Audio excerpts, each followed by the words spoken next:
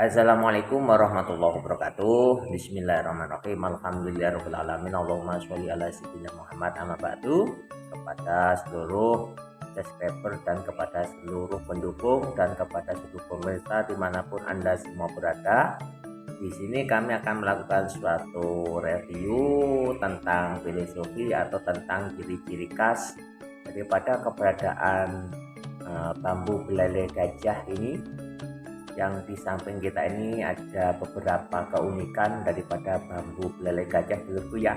Di sini kita akan ngaji dengan alam dan bagaimana kita menyikapi dan mengedukasi keberadaan daripada bambu belalai gajah ini untuk sebagai motivasi kita di dalam mengarungi kehidupan ini ya. Mudah-mudahan kita diberikan suatu pemahaman dan diberikan suatu hidayah dan diberikan sesuatu hal yang bersifat pengertian. Mudah-mudahan kita semua selalu dijadikan oleh Allah dalam keadaan yang dirahmati Allah dan diberikan suatu keselamatan di dunia wa dunya wal akhirah. Monggo ikuti kami akan mengedukasi bagaimana cerita daripada filosofi keberadaan bambu unik belalai gajah ini sebagai ayat Allah, supaya kita dijadikan dengan keadaan yang lebih baik daripada yang kemarin untuk masa depan dulu. Monggo ikuti kami, selamat menyaksikan. Alhamdulillahirobbilalamin dulu ya, kita akan mengedukasi. Ini di sini ada beberapa bambu unik yang bisa dinamakan sejenis belalai gajah dulu ya. Ini bambu unik belalai gajah dan ini kita dapatkan dengan membolang sendiri dulu ya. Untuk sementara kami akan ceritakan dulu sejarah kita mendapatkan satu persatu daripada bambu unik belalai gajah ini ya. Ini tahap pertama, kita akan membahas yang ini ya. Ini kita dapatkan di Desa Temborejo yang di dekat sungai ya. Ini awal permulaan kita mendapatkan bambu unik belalai gajah ini ya. Saya kira ini cuma segini ya. Ternyata ketika saya ambil, saya potong yang ada di bawah ini ya. Saya potong, ternyata tidak bisa saya ambil karena letak posisinya berada di tengah-tengah ya. Ketika saya tarik, saya tidak bisa menariknya. Kenapa? Karena ternyata di sini itu terjepit dengan bambu yang lain. Ini termasuk bisa ngaji ya, bisa dipahami sebagai ayat Allah bahwasanya begini. Untuk bertahan hidup kita, makanya bambu belalai gajah ini disimpulkan sebagai simbol bahwasanya suatu kekuatan yang supaya kita kuat dalam mengarungi kehidupan dengan berbagai macam menghadapi suatu permasalahan tentunya. Ini ketika bambu ini tumbuh dari tanah langsung naik ke atas ternyata di atasnya banyak sekali sesuatu hal yang menghalangi. Akhirnya dia memutar ke bawah karena dia tidak mengenal yang namanya putus asa ya. Akhirnya yang terjadi, dia dengan berbagai macam segi akal atau berbagai macam segi cara, dengan berbagai macam segi doa, ini dia terjadi yang namanya waktu yang lama. Coba dalam satu ruas ini kan pendek-pendek ya. Ini ruas ini pendek-pendek. Ketika ruas ini menjadi pendek-pendek kayak gini, otomatis kan satu ruas itu satu waktu, satu ruas satu waktu. Karena dia tidak putus asa, dia tidak mengenal waktu untuk hidup supaya dia sanggup hidup seperti temannya, seperti yang lain. Maka dia langsung membengkok ke sini dengan meluangkan waktu yang seharusnya sudah berhasil, dia tidak berhasil. Karena apa? Dia harus sabar dalam menghadapi suatu waktu, menghadapi suatu masalah untuk menyelesaikan satu demi satu masalah satu sama yang lain supaya selesai. Dan akhirnya ketika dia sudah bertumbuh kepada intisari dari masalah, dia masuk ke dalam temannya yang sudah berdempet-dempetan. Mungkin temannya sudah sukses, seperti halnya kita ini.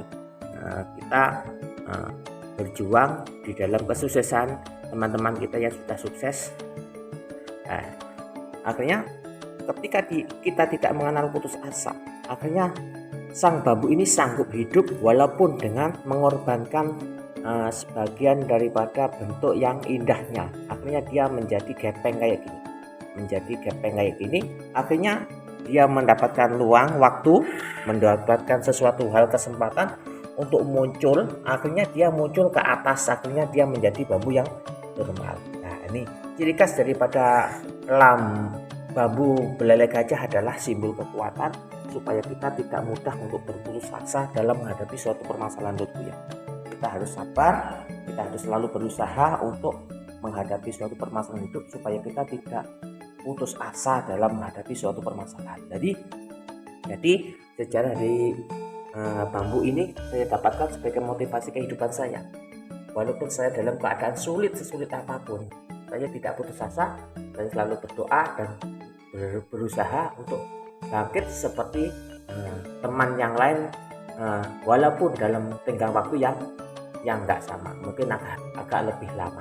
Karena ketika kita itu berusaha untuk lebih baik daripada kita semua, kita harus berusaha untuk menjadikan sifat kita ini lebih bersabar, lebih ulet dan tidak putus asa. Ini filosofi dari belalai gajah yang kita edukasi ini dulu ya. Untuk selanjutnya kita juga mendapatkan ini juga sejenis belalai gajah. Ini saya dapatkan dari desa Tanjung Rejo. Ini jauh nih. Ini kita dapatkan daripada desa Tanjung Rejo dulu ya.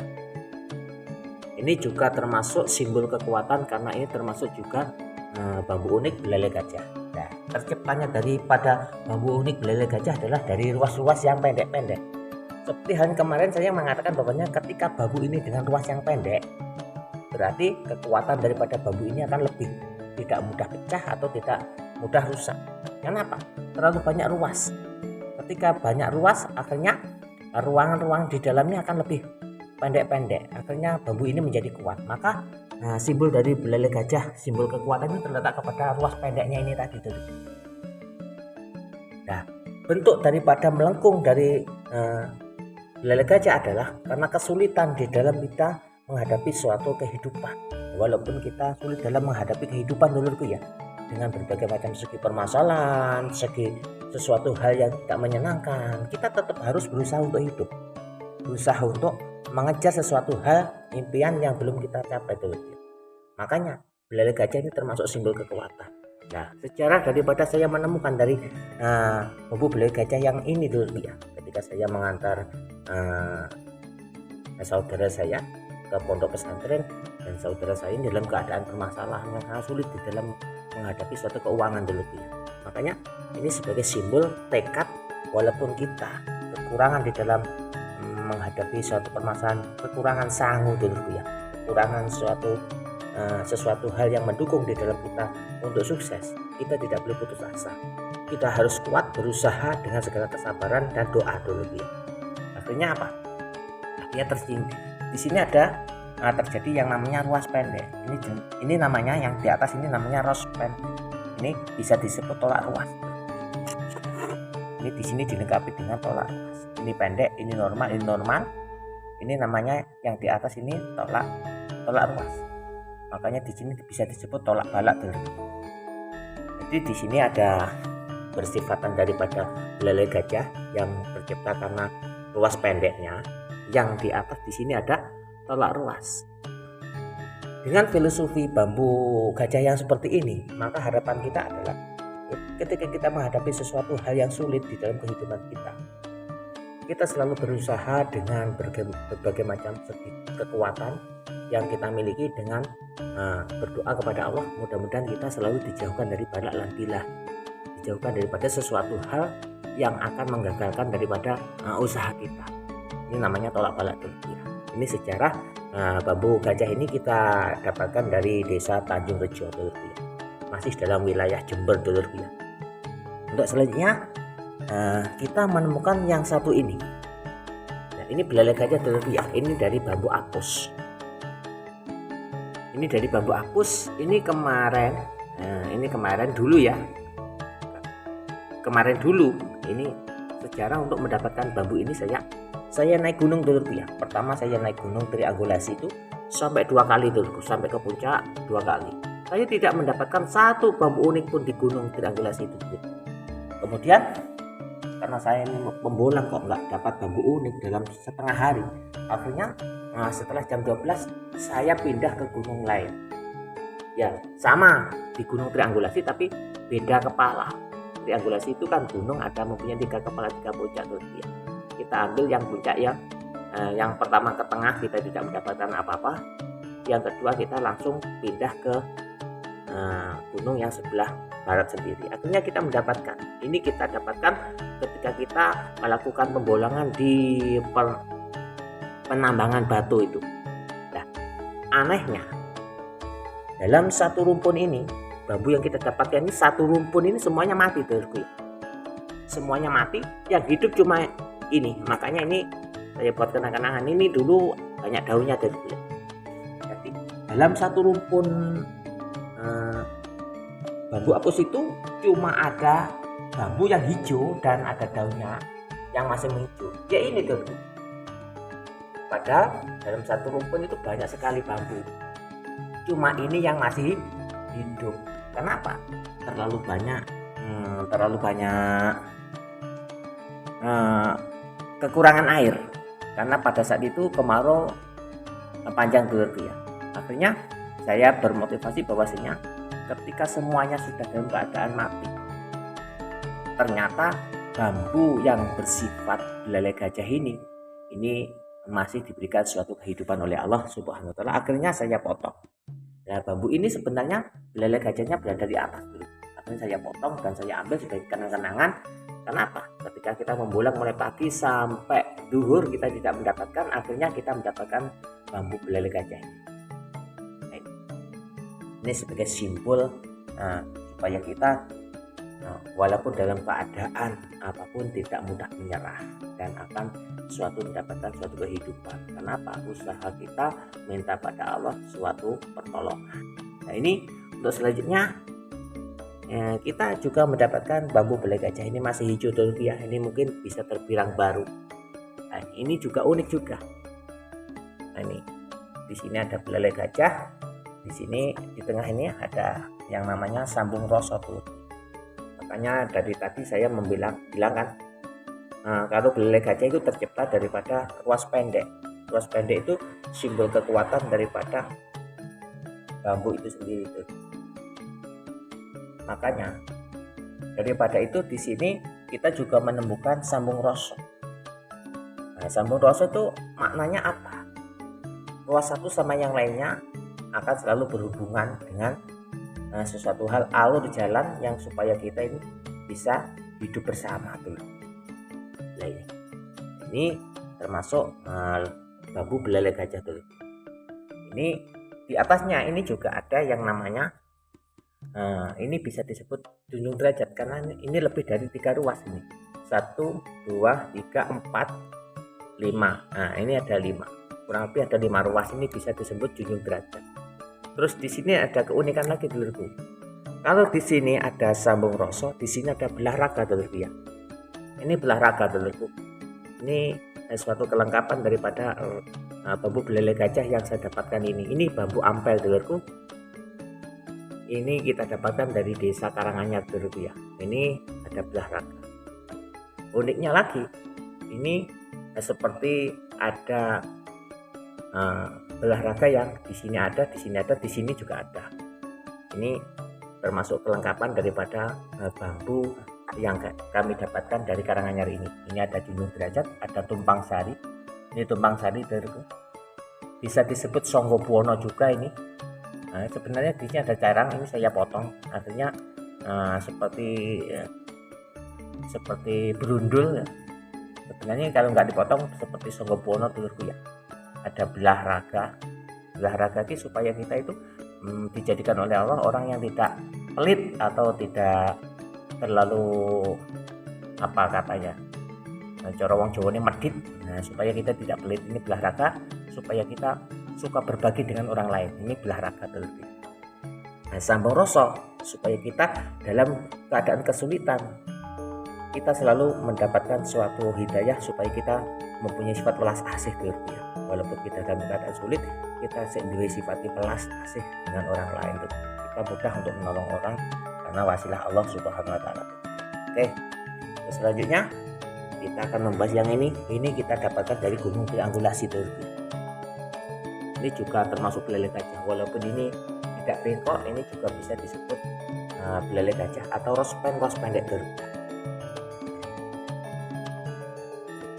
Ini keunikan daripada bambu belalai gajah Dulur. Jadi maksud daripada tujuan saya untuk mengumpulkan atau mengoleksi bambu-bambu seperti ini adalah supaya kita selalu bersyukur kepada Allah dengan berbagai macam segi yang bersifat kesulitan, artinya karena kita tidak putus asa dengan berbagai macam kekuatan dari pertolongan Allah, karena la haula wala quwata illa billah, tiada yang bisa berbuat apa-apa tanpa seizin Allah, tanpa pertolongan Allah.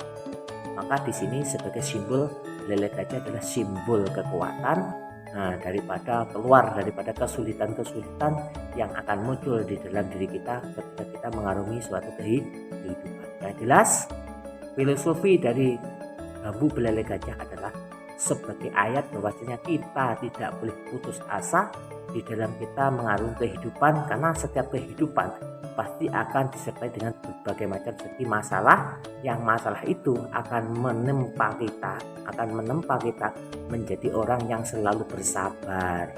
Karena apa? Innallaha ma'as shabirin. Karena Allah akan bersama orang-orang yang selalu bersifat sabar. Kayaknya cukup. Mudah-mudahan bermanfaat dulu ya. Mudah-mudahan edukasi ini bermanfaat. Mudah-mudahan daripada filosofi yang saya ceritakan untuk pengajian pada pagi hari ini, yaitu ngaji dengan alam, menjadikan motivasi kita supaya kita jadikan orang yang lebih sabar dan lebih bijaksana dan tidak gampang putus asa dalam menghadapi suatu permasalahan Dulurku ya. Hanya cukup, mudah-mudahan kita semua diberi kerahmatan oleh Allah, diberi pemahaman dan diberi hidayah, dan mudah-mudahan kita diselamatkan di dunia wa dunya wal akhirah. Cukup, usikum wa nafsi bittaqullah. Wassalamualaikum warahmatullahi wabarakatuh.